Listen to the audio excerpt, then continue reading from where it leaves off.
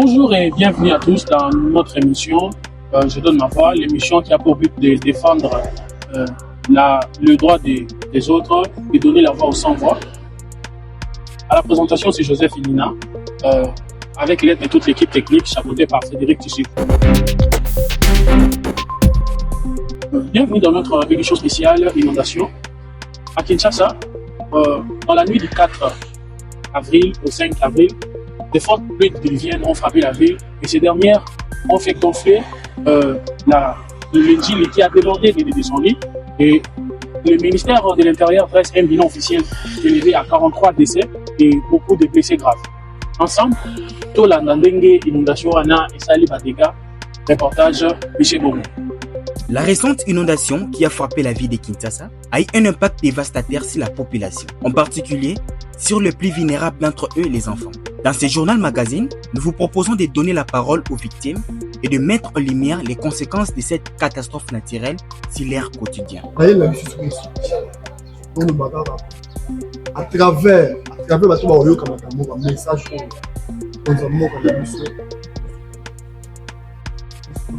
si tu l'église chambre haute, numéro 13, on a tout perdu. On s'est perdu des filles. On n'a pas perdu des filles. Les instruments, Kitty. Lui, on a vu presque non sur le document, on ne s'en pas la maison.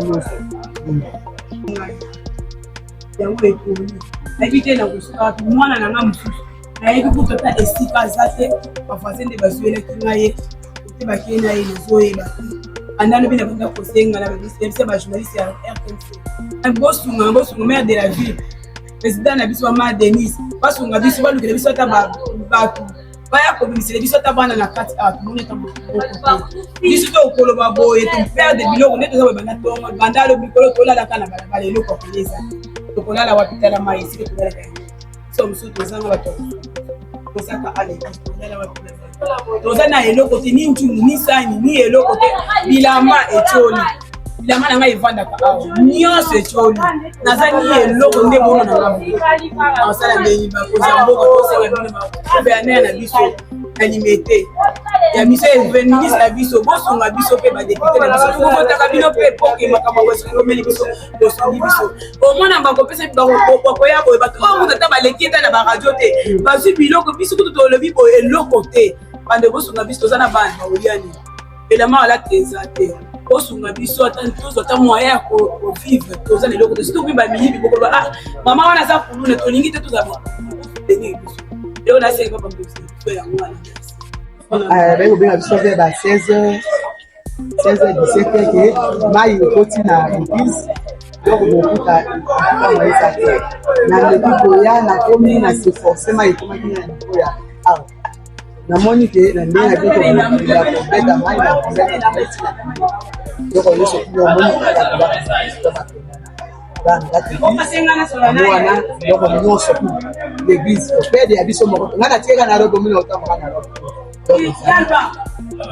bebi bango loka bino oya bata prince apandisango oyisa biso mpe bakonza mboka basuteni mpe biso nde toperde boso ata na moto ya kosomisa l'église eza te biso mpe tovandi na bilamba eza te eloko kolia banazo tovandi na eloko kolia eza te tovandi na nzala toza na bato mine affaire sociale bamise affaire sociale azali soutenir le maire de la ville azali même papa président ye moko papa Félix maman Denise aza maman Boboto premier ministre maman Judith tozosenga bino ke bosunga biso basukoli biso na ndenge tofere de biloko na biso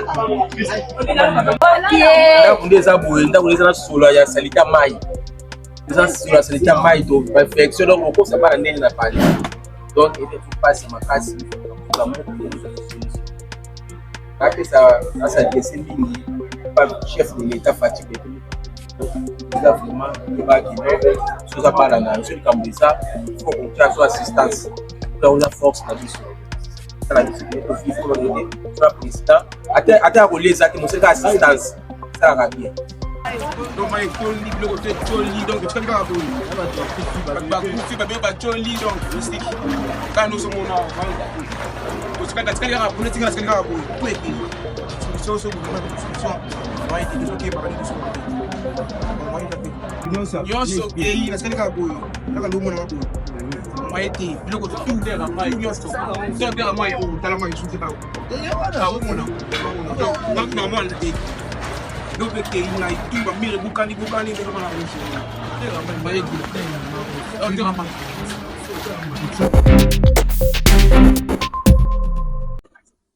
Voilà, vous venez donc de suivre Ndenge population Azali pour présenter situation, il y a des dégâts et ça la wana Azali inondation wana Azali et puis Ndenge population Azali pour présenter ba doléance naïe envers le gouvernement provincial et le gouvernement central. Donc population Azali pour les là ba dégâts et ça la même et là na ba tobeli ba perdre banda ko ba perdre bloc ébélé et puis c'est vraiment une situation catastrophique. Ensemble tout l'anda témoignage ya maman Oyo Azaki na motema ya maman oya boya ki bana mshibala la libanda parce que bazaki vraiment exposé dans un danger a préféré que baza bango tout entassé dans une seule même maison pour que bana na bazala en sécurité ensemble tout l'anda. Reportage John Mandoma. Les inondations ont entraîné une perte considérable de logements, une exposition accrue aux maladies, une interruption de l'éducation pour de nombreux enfants en Djili. La malnutrition, les risques sanitaires et la détresse psychologique sont également les défis majeurs auxquels ils font face. Toyoka témoignage, il y a beaucoup de victimes ou yazalaki na motema ya kibo mama. Bon, premièrement on loba ke komata ya mai andaki à partir 10 heures si je me trompe. Nazaya na kaki na se pona toka mai. Étant on a bimi na monika mai estagné comme d'habitude après la pluie mai estagné nango. Ezali on a mai en Djili. Zeleka mai oyo ya mbule betaki. Après quelques minutes, neto banjo mona mai oyo ya jaune ya Djili et banjo ko. Je vois que même pas 20 minutes. Mai mba moko donc plus de 2 mètres. Banda kunyo soit c'est moni baya na biso ba biloko na bango yango eza na batol. Nde baya ko kima na bana parce que baza na bana ba nourrissant. On a 3 mois, na bana ya 3 semaines. Un abandon. Ah, on a ndako tolali na bana ba bébé misato. Il y a 4 mois, il y a 3 mois, il y a 3 semaines. À part ça, ba voisin, ba kimela pa nanga parce que nga na mo likolo. Mais mai na saison qui ti niveau yo mozo. Samedi, de supporter. Dimanche, croyant que les autorités ba ya lukela biso ata moi solution ya obimisa biso nano, tous à la sauver mais rien du tout. À partir ya 15 sur 14 ans de komona toyokana makide na makadam que gouverneur aye après un moment toyomona toyoka makela ya canaux rapide à na rivière Anji et yemoko gouverneur akiti sur le terrain pour ata voyant que to sepela ekutu ke non ba ye sauver biso to bima ta biso biloko ebeba mais na ndenge situation ngo calme kota ki pe ke au gouverneur a observé kara zongi tolali lisu bongo tolali na loso ya huile parce que biloko tolamaki samedi yango bixel soti na tongo mais tina poko na bano tozali na bango tolambi loso ya pembe kaya totika huile bongo tolie ko ba nourrissant tozali ka na boîte moko ya lait ya ba misusu esila déjà boîte moko ya lait wana yango nde esala et permettre samedi na dimanche bana misato balia mais ko chauffer mai na bango makala ezalaki te provision ya makala oyo edinde déjà na mai moya opelisa ete puis que courant eza bakataki donc débrouiller kaka na ndenge na biso ndeni ya osala mpo banourrissant wana balia c'était vraiment difficile mais ezalaki panique première fois nayokana kaka ke bato badindi mai edébordé mais nga mona vivre pour la première fois nazali so vraiment batianga attention mettre attention nanga ezalaki mpona bana obanga bamira bavoisin nde banda okuya na bandako na nsima na façon mai ebanda ekomata ezalaki panique naye kuti na espoir sute na nde baka c'est fini pour nous awa tokufa na biso façon mai ndo omatela nga mona ndenge emata nazalaki vraiment na émotion je suis sûre que tension nanga emata mpona komaya kosala bapalpitation kotoka j'ai transpiré même bana babandi bakomi kolela et tout po biso mo mikolo tokoma epanique bana mpe bakomi na ba voisin de basenga biso baya baoya na mbango wana écoute panique na UNICEF et ya ko sauver ne fils que bana ngona ne fils que koyata na ba pirogue koya ko bimisa bana ko trouver bango place en attendant ba trouver les autorités ba trouver solution mais UNICEF petit ka na biso pendant des jours on a tout fana kana ba condition eza bato mosusu balali na likolo ya batole na bana no na bana oyo kutu na sauve wana parce na mama te mesenga parce komona bana mikie balali libanda na malili na nzema bakota na ndako tofinanaki biso nyonso ezalaki choix ezala ete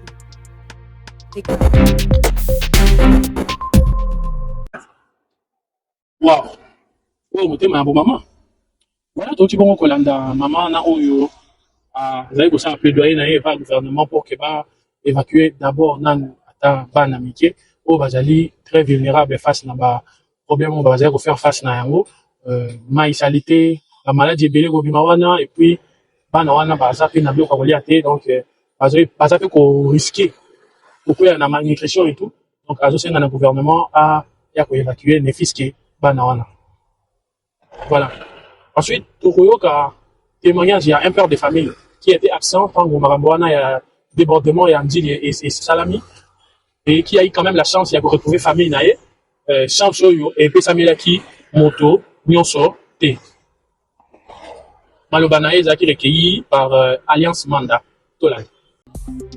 Na ndenga mbula ngai nasalaki vraiment te nabimaki nanga lokola ezwi biso na surprise mbula ebetaki nango te me toyoki kaka o mai ya ndile etomboki na ba 14h toyoki ka mai ya ndile etomboki kotomboka wana ekoti ata mwa malembe te donc eye directement brusquement na pression dans quelques secondes ba 10 minutes quelques secondes ebuki tous les demi-heures ya clôture donc biloko nyonso emporté loko les autres kende directement na ndili munene pe s'injecter na fleuve biloko ekei bana siko tant na ye na bandi kobelela parce que place ya kokuta na ezalaki te soko otali na mire mai elekaki niveau ya clôture oyo mai ezalaki ti likolo ya batole ndenge omoni biloko wana epoli biloko wana epoli ezalaki ti likolo ya batole donc etozindaki vraiment makasi so otali bamire ekwei partout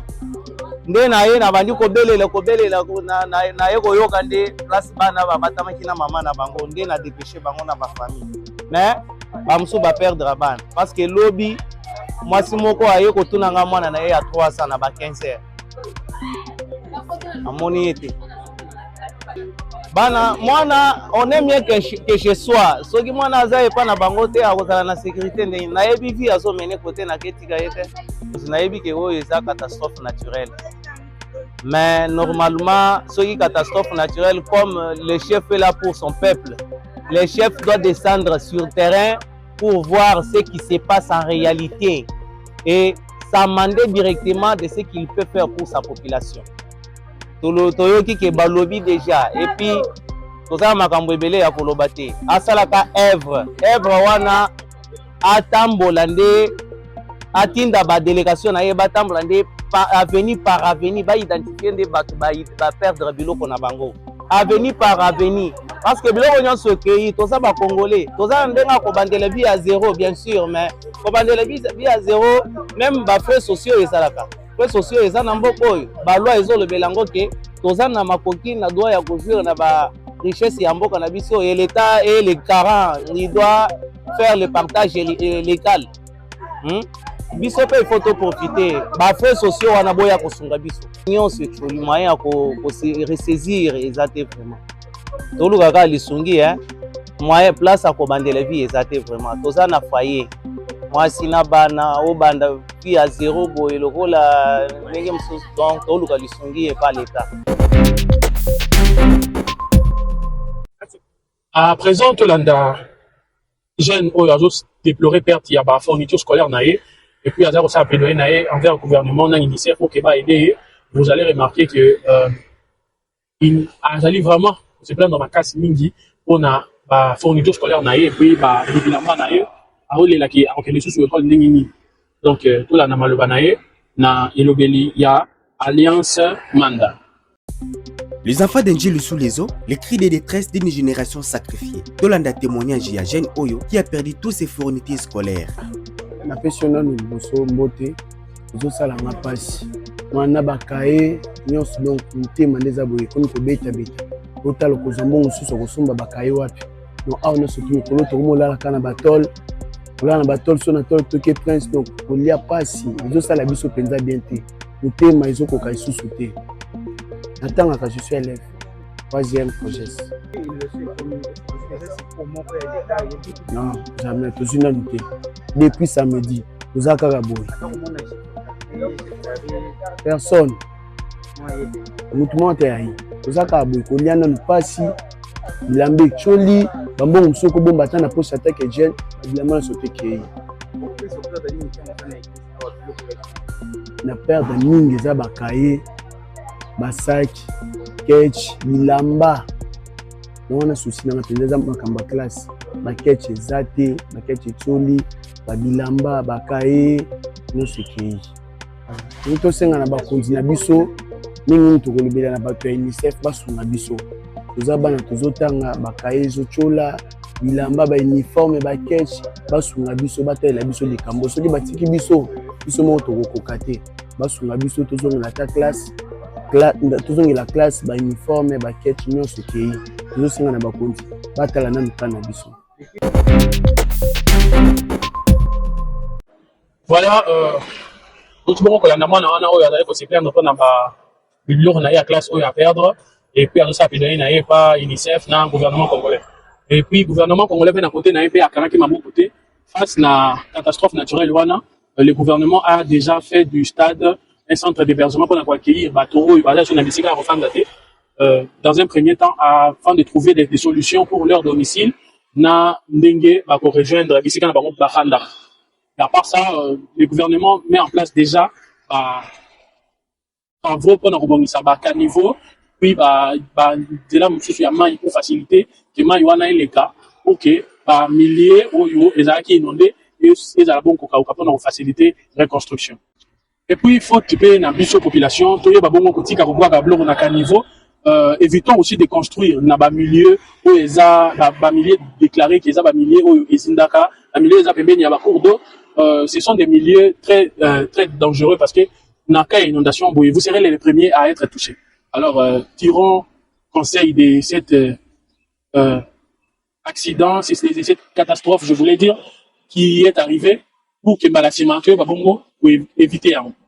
Voilà, c'est ainsi que nous clôturons notre émission. Je donne ma voix. L'émission qui a pour but de défendre les droits des autres et donner la voix aux sans-voix. Merci à toute l'équipe technique, Michel Bongongo, John Mandumba, Alliance Manda, sans oublier les chefs d'équipe, Frédérico Chichiko. Merci à Joe Hermode de nous avoir habillés. La maison d'habillement traduit moderne qui assure. Vous voulez garder une touche tout en étant chic, traditionnel et moderne, eh bien, faites confiance à Joe Hermode, vous ne serez pas déçus. Une seule adresse. Limité Founa, première rue, avenue Forgeron, numéro 3110, référence, entrée de l'église du pasteur Wallou. Parce que chaque voix compte. Faisons entendre la nôtre. Ensemble, faisons entendre notre voix pour la justice. Et toi, as-tu donc ta voix? À la prochaine.